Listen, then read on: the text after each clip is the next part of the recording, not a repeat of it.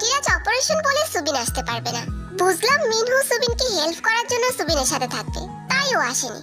কিন্তু জিমিনের কি হলো? জিমিন কেন আসেনি? সকাল থেকে কল দিচ্ছি, কলটাও রিসিভ করছে না। বুঝলাম না।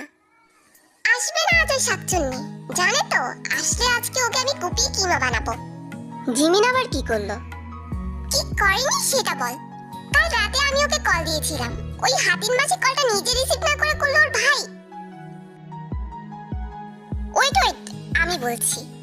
কল রিসিভ হওয়ার পর পাশে কি আছে সেটা না জেনে তুই রেলগাড়ির মতন স্যারকে নিয়ে উল্টাপাল্টা বলা শুরু করে দিলি। আর ভাগ্যক্রমে ওপাশের ব্যক্তিটা আর কেউ নয়, স্যার নিজেই ছিলেন, তাই তো? একদমই তাই। স্যার আজকে তোকে দিয়ে কি যে করাবে। কি আর করাবে, কাগজপত্র আনা নেওয়া, এই তো। স্যারের রুমে তো একটা ওয়াশরুমও আছে। তো কেরানিকে দিয়ে কি এখন ওয়াশরুমও পরিষ্কার করাবে নাকি? কেরানির কি মান সম্মান নেই? করাতেও তো পারে। শুনতে তুই একদম টেনশন নিবি না। সেই রকম যদি কিছু হয় তুই আমাকে একটা মেসেজ করে দিবি, তারপর আমি গিয়ে তুই আর আমি মিলে স্যারকে ওয়াশরুমের মধ্যে ঢুকিয়ে দরজা বন্ধ করে সেখান থেকে পালিয়ে যাব। আইডিয়াটা তো খুব ভালো। এই না হলো আমার দোস্ত। আই দোস্ত, আমার বুকে আয়। এই না না, এটা করা যাবে না।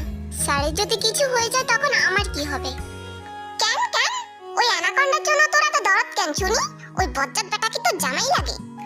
না, এখন লাগে না, ভবিষ্যতে তো লাগতেও পারে, তাই না?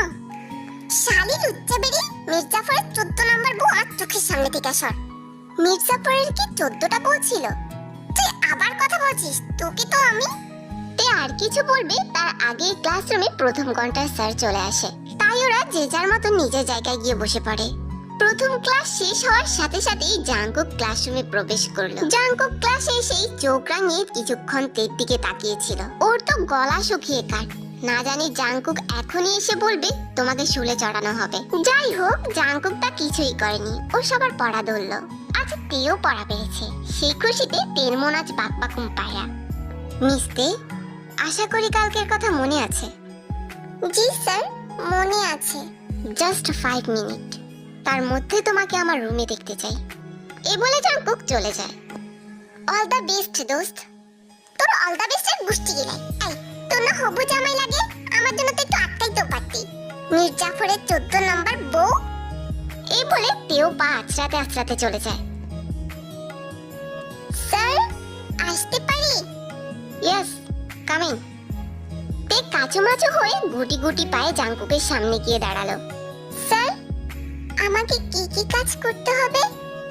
তোমার পাশের টেবিলে আমার ব্রেকফাস্ট রাখা আছে।